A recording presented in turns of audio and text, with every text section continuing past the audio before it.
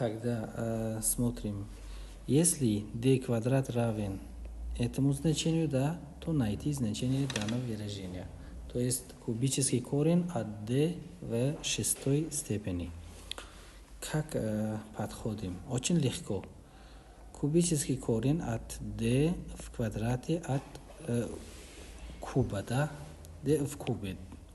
Мы знаем, что если корень n степени и выражение под корнем a, например, также в n степени, то есть равны показатели выражения под корень выражения и показатель самого корня, то это выражение, то есть основание, вот это a, что делается, освободится от знака радикала.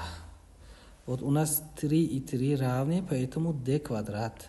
Это и есть d квадрат, или еще раз равен 2 в степени n плюс 2. Все. Мы можем написать это 2n плюс 2 как в виде степени и найти 2 в степени n плюс 2 деленное на 2. Все.